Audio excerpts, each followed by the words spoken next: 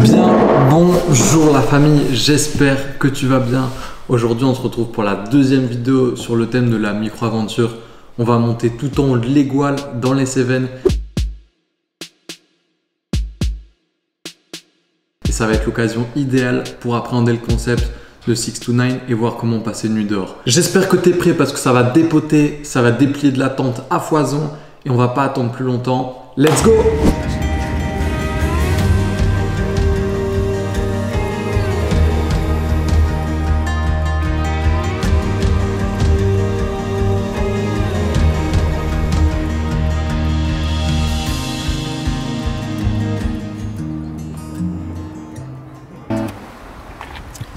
Fais l'amour.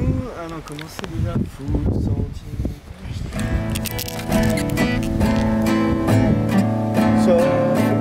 d'idéal.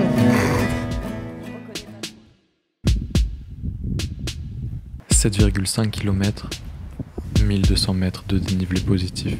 Voici l'étendue du sentier qui nous attend du long des 4000 marches. Aïe aïe aïe, c'est dur hein. Bien qu'il n'en comporte aucune. Bien harnachés, nous nous y engageons à l'heure du goûter. Waouh!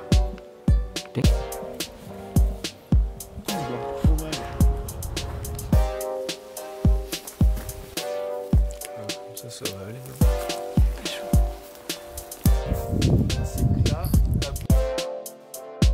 Sous cette ascension brusque, les paysages cévenols se succèdent à vive allure. Pas mal. Sous bois, garrigues et pâtures s'entremêlent. Tente gros. Je l'ai éclaté. On dirait pas qu'elle est... Il va jusqu'à 0 degré le duvet. Ça devrait aller. Ah, attends, j'ai pas. Putain, c'est long à gonfler, oh.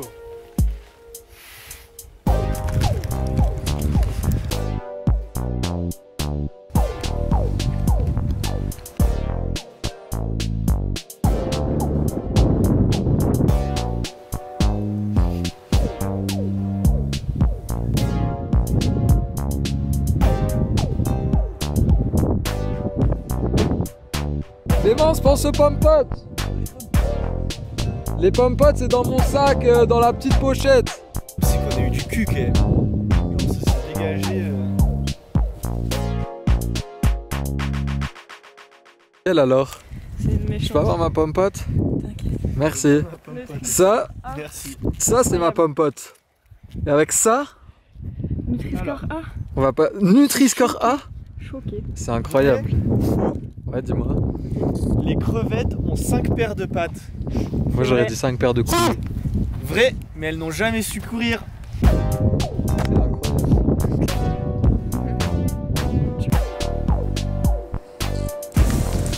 C'est vrai que j'ai rarement dormi avec autant de nous. Et après, on va voir ce qui se passe pour la descente.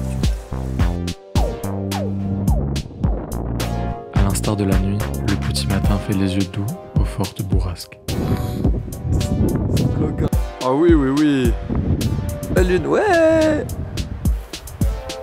Les aventuriers.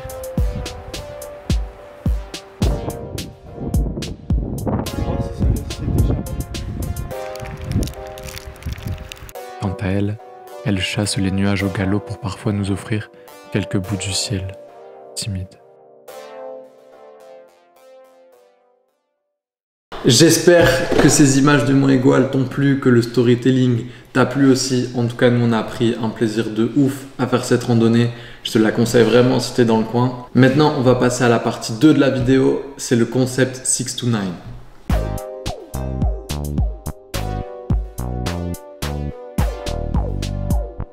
Le concept 6 to 9, il a été développé par Alastair Humphrey, celui en fait qui a développé le concept de micro-aventure. Et c'est une certaine catégorie de micro-aventure. Il faut simplement partir du principe que la majorité d'entre nous travaillent de 9h à 18h. Et en fait, ça nous laisse le temps libre de 18h à 9h le lendemain pour faire ce qu'on veut. Au lieu de rester dans une routine, de rentrer chez soi et de ne pas mettre à profit ce temps. Le concept 6 to 9, il consiste vraiment à mettre à profit tout ce temps, en faire faire un maximum de choses pendant ces quelques heures et ça implique forcément de dormir dehors. Alors comme tu l'as compris, pour faire une aventure de ce type, il va falloir dormir sur le lieu de ton aventure. Ça peut être en tente, en refuge, à la belle étoile. Bref, il va falloir que tu dormes ailleurs que chez toi et hors de ta zone de confort, c'est le cas de le dire. Si tu l'as jamais fait, ça peut être un peu inquiétant et je le comprends totalement. Mais dans cette vidéo, on va aborder 3 points pour essayer de te guider pour ta première nuit hors d'une maison. Premier point, le matériel. La base des bases, c'est d'avoir un sac de couchage et un sac à viande pour pas le salir. Même si tu fais ta micro-aventure en été, il risque de faire froid la nuit, donc n'oublie pas ton sac de couchage. Il en existe des plus ou moins chauds en fonction de l'endroit où tu pars et de la saison à laquelle tu pars. Ensuite, pour un peu plus de confort, je te conseille un matelas, soit en mousse, soit gonflable, soit les deux. Pour les matelas en mousse, je te conseille ceux de chez Decathlon, les 4Class en mousse, ils sont pliables, ils coûtent 12 balles. Ça prend vraiment pas de place, c'est léger et franchement, ça fait des super trépieds. Ouais, tu connais ça un peu la hesse. Hein. C'est bien pratique pour passer une nuit bien confort, bien se reposer et être en forme le lendemain, surtout si tu reprends le travail. Et ensuite, pour se protéger des intempéries et surtout du vent, peut-être qu'il te faudra une tente. Personnellement, j'ai la Uba Uba de MSR. C'est une tuerie, c'est une dinguerie, ça se monte super vite et c'est super efficace. Il existe plein de tentes. Je te conseille de choisir un modèle assez léger parce que ça se ressent vite sur le sac. Pour le spot, avec tout le matériel que je t'ai évoqué avant, tu dois être en capacité de bivouaquer. Il y a certaines règles pour le bivouac, surtout dans les parcs nationaux, etc. Je t'invite à aller voir d'autres vidéos sur ce sujet pour en savoir plus. Je peux aussi t'en faire une si tu me le demandes en commentaire. Il y a aussi la possibilité de dormir en refuge. Pour ça, je te conseille de réserver avant parce que c'est très prisé. Mais au moins, tu dormiras au chaud et normalement, tu mangeras bien. Et enfin, pour la faisabilité de dormir dehors, je pense que c'est donné à n'importe qui de 7 à 77 ans, même plus jeune, même plus vieux. J'ai emmené mon papy dormir dans une tente dans un camping. Il a un peu mal dormi, mais ça l'a très bien fait. Donc vraiment, je pense que tout le monde peut dormir dehors. C'est une aventure à vivre au moins une fois. Personnellement, mon retour d'expérience est incroyable. Le plus contraignant, c'est la peur. Ça nous amène directement à la partie 3 de la vidéo.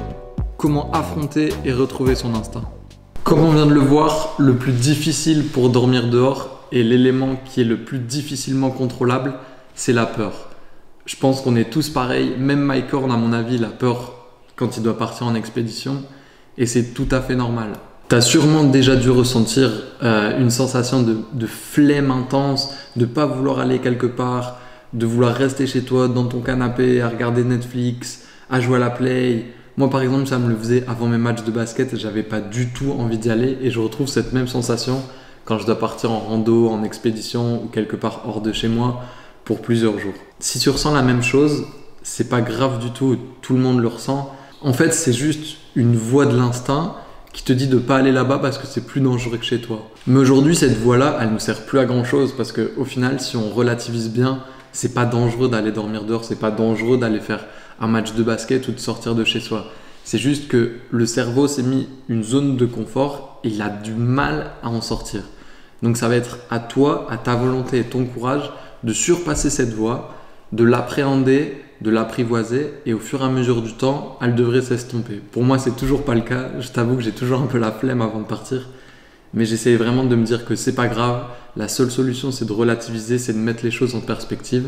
Rien n'est dangereux. On va juste passer un bon moment, on va s'éclater et on va vivre l'aventure. Et c'est ça qui fait les bons souvenirs. C'est pas de regarder Netflix chez toi, ça je peux te l'assurer.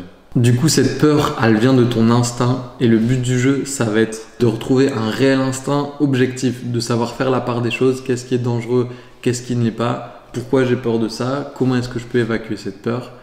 Et ça, c'est tout un travail sur soi à le faire, mais au fur et à mesure du temps, ça sera de plus en plus facile. Un bon moyen, c'est de se motiver à plusieurs, par exemple avec quelqu'un de ta famille ou avec tes potes, avec ta copine.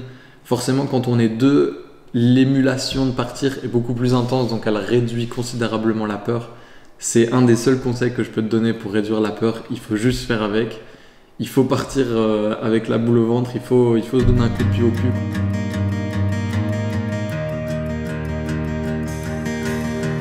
On arrive déjà à la fin de cette vidéo. J'espère que tu as appris plein de trucs, mais surtout que tu as envie d'aller passer une nuit dehors. Personnellement, c'est quelque chose que j'adore faire, que ça soit dans mon van ou dans ma tente. Se réveiller le matin et avoir toutes ces belles couleurs et toute la nature pour soi, c'est vraiment incroyable, je ne peux que te le recommander.